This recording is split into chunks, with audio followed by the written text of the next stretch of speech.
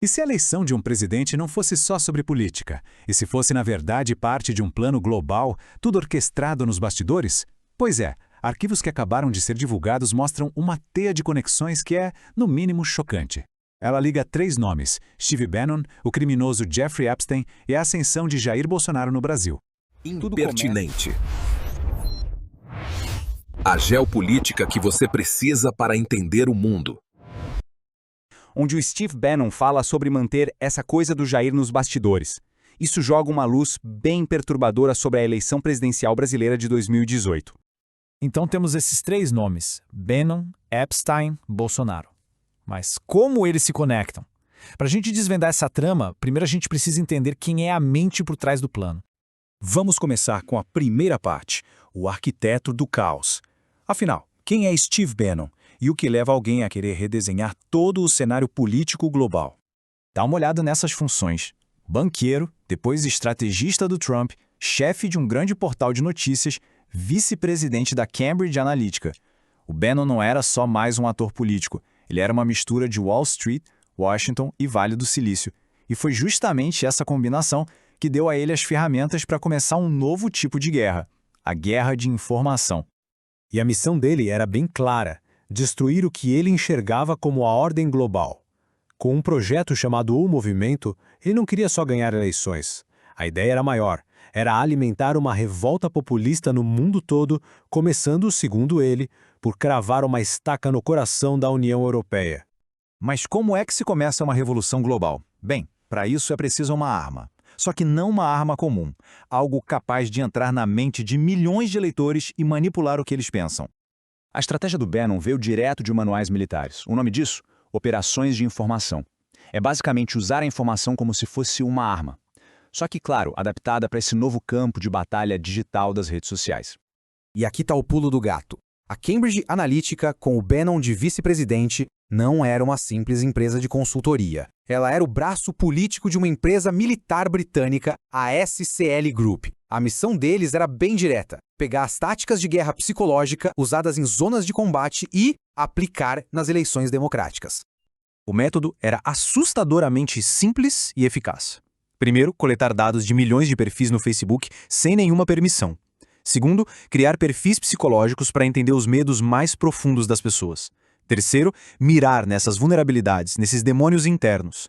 E por último, inundar essas pessoas com desinformação para manipular o comportamento delas. E olha, isso não é teoria. Um ex-funcionário da própria empresa, um whistleblower, resumiu tudo de um jeito que dá até arrepio. Nós exploramos o Facebook para mirar em seus demônios internos. E essa arma funcionou. A campanha do Trump em 2016, a campanha do Brexit lá no Reino Unido e dezenas de outras eleições pelo mundo se tornaram, na prática, campos de teste para esse manual de manipulação em massa. E aí que a gente volta para o Brasil. Os arquivos do Epstein agora revelam o que a gente está chamando de a conexão brasileira, mostrando essa ligação direta entre Bannon, Epstein e a campanha de Bolsonaro. A linha do tempo de 2018 é muito reveladora. Pensa bem. Em agosto, o filho de Bolsonaro se encontra com Bannon. Em setembro, Epstein recebe a notícia do atentado. Logo depois, em outubro, Bannon e Epstein estão lá, conversando sobre o papel nos bastidores do Bannon na campanha. Semanas depois, Jair Bolsonaro é eleito. Será que foi só coincidência? Nas mensagens privadas deles, a comemoração é clara. O Epstein se vangloria que Bolsonaro mudou o jogo, elogiando ele por desafiar Bruxelas. Para eles, a vitória de Bolsonaro foi um passo gigante na guerra particular deles contra a globalização. E a estratégia digital usada na campanha de Bolsonaro era um espelho do método Bannon. Pesquisas mapearam essa rede e mostraram um núcleo de líderes e produtores de conteúdo espalhando mensagens por uma teia imensa de apoiadores. Exatamente o jeito que a Cambridge Analytica operava. A conclusão aqui é bem direta. Não parece ter sido uma coincidência. A máquina do Bannon, que já tinha sido testada e aprovada em outras eleições, foi aplicada diretamente no Brasil. A questão é que o Brasil não era o objetivo final. Era só mais uma peça num tabuleiro muito maior, a criação de uma rede sombria global. Esse era o grande projeto do Bannon. A rede do Bannon era uma teia complexa mesmo. A gente consegue ver aqui como várias empresas se conectavam, misturando ideologia, dinheiro e análise de dados. E no centro de tudo, funcionando como cérebro da operação, estava Cambridge Analytica. E cada parte tinha um papel bem definido.